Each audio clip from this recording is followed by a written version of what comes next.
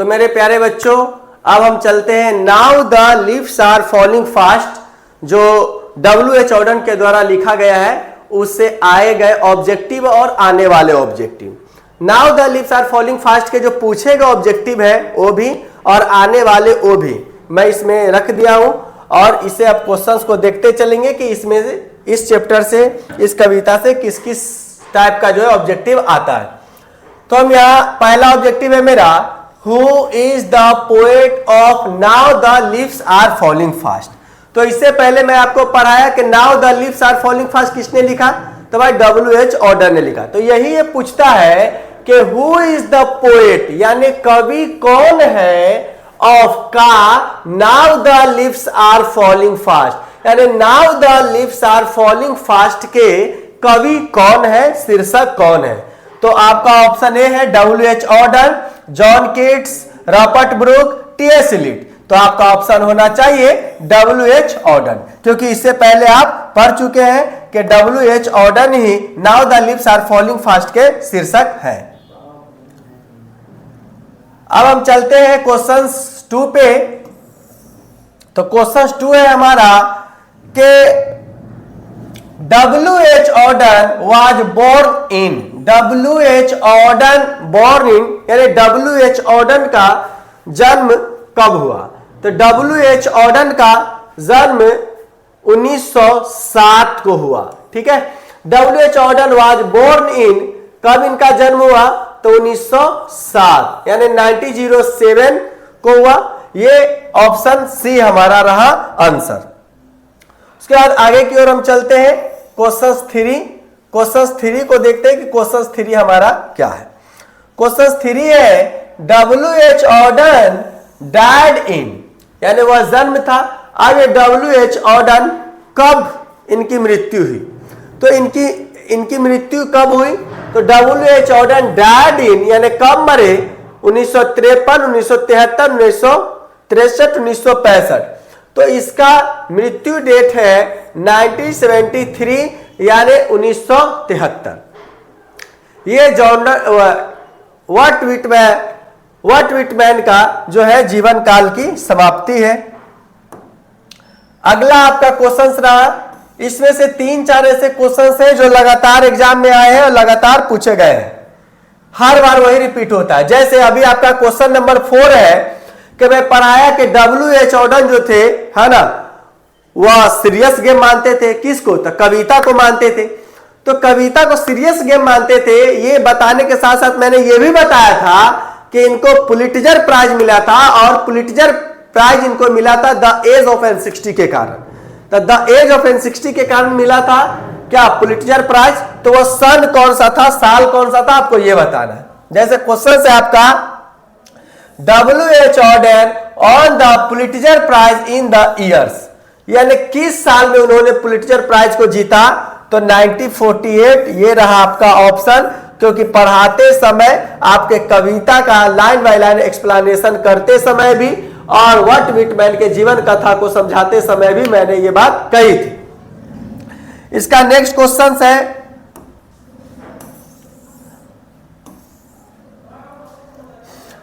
The प्राम्स are, प्राम्स कहते हैं, मैं पहले ही बता चुका हूं कि प्राम्स कहते हैं जब बच्चे छोटे होते हैं तो 3 पहिया वाला आपने गांव में देखा होगा या आप देखते भी होंगे, आप भी चलाएंगे कि 3 पहिया वाला जो है बढ़ई के यहां से गाड़ी लाते हैं और उसको चलाते हैं, उसको प्राम्स कहते हैं।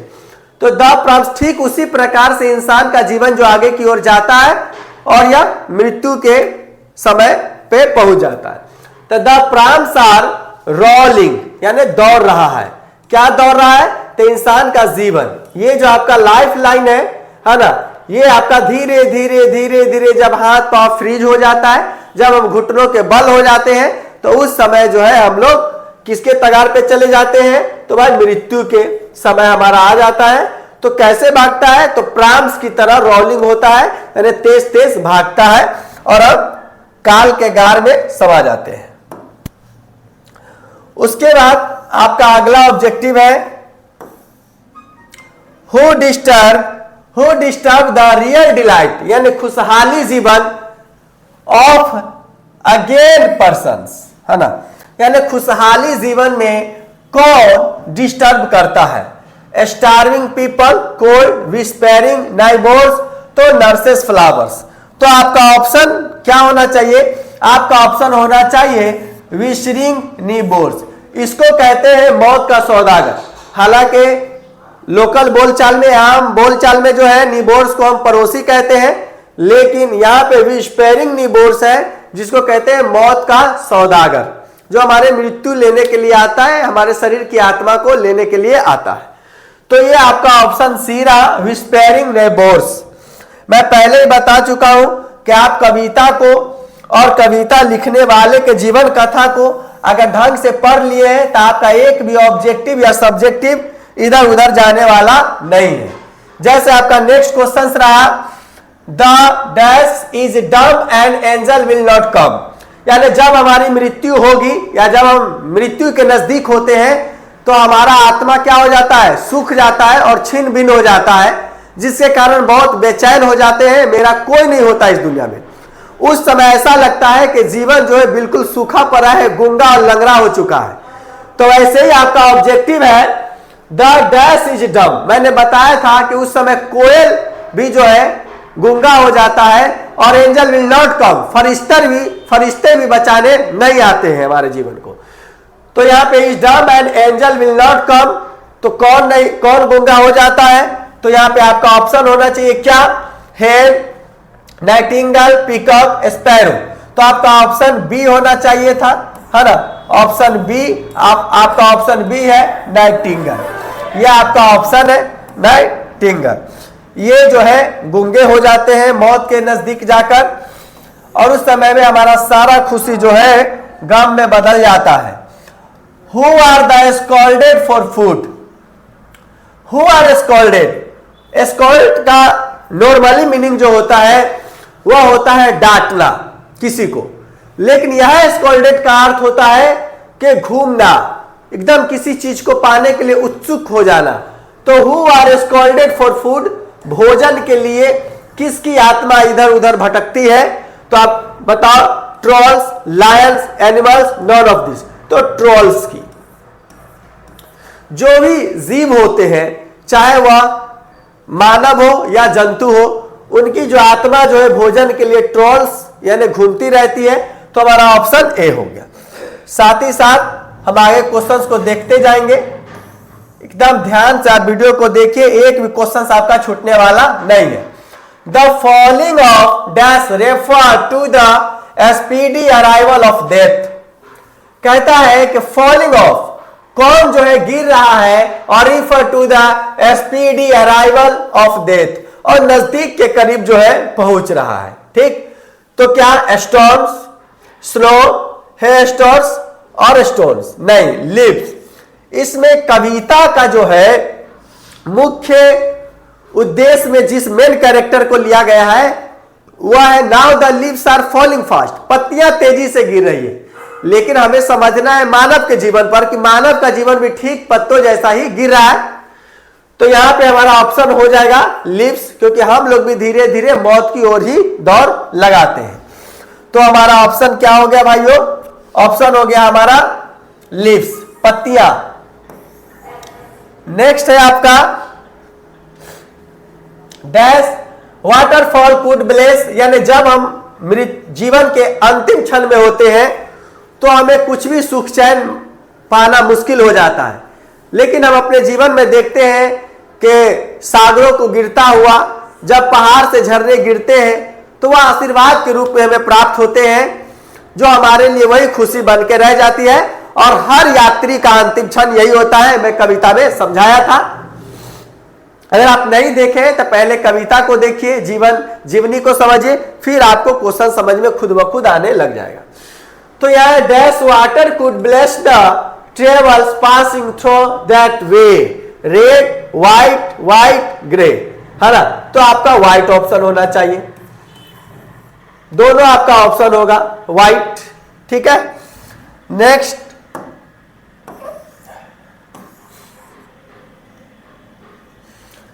Now the leaves are falling fast is dash, यानी now the leaves are falling fast is dash प्रिस्माइट, प्रिटिस्टिक poem, beautiful poem, sad poem. किससे लिया गया है? तो प्रीटी मास्टिक पोएम है ये, है ना, आधारभूत है और किस पे? तो जीवन पे है। ठीक है, क्योंकि आपने इसके बारे में पढ़ा ही है कि हमारा जीवन धीरे धीरे खत्म हो रहा है, धीरे धीरे छोटे पौधे भी नष्ट हो रहे हैं, अब वो भी काम नहीं आएंगे जिससे बच्चे खेलते थे, है ना। तो आपके जीवन में भी ऐसा ही होता है कि आप भी बड़े होने के बाद या धीरे धीरे जब बूढ़े हो जाते हैं तो कोई काम नहीं आता है, क्योंकि कविता में लिखा है कि लाखों लोग हमसे पहले मर गए और हजारों मर के हमारे लकड़ी के ताबूत में रखे हुए हैं, और ये दुनिया में जो भी है ये क्या है? फॉल्स लव है। तो who are the travels in the poem? Travels जो है कविता में कौन है यात्री? Youth, young person, old person, child person. तो ओल्ड पर्सन है आपका। कौन सा पर्सन है? ओल्ड पर्सन यात्री है। यात्री है कि कौन जो है यात्रा करके और उस गिरते हुए झरना जो पहाड़ से गिर रही उसके पास पहुंचा है, तो वह है ओल्ड मैन।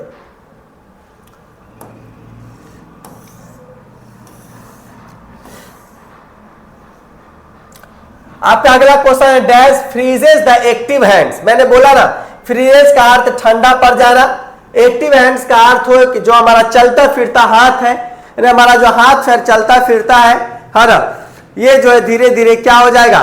ठंड पड़ जाएंगे और हम लोग कहीं के रहेंगे, सिर्फ मृत्यु के ही हो जाएंगे। ठीक है, तो dash freezes the active hands, youth, life, death, none, life, life. Okay,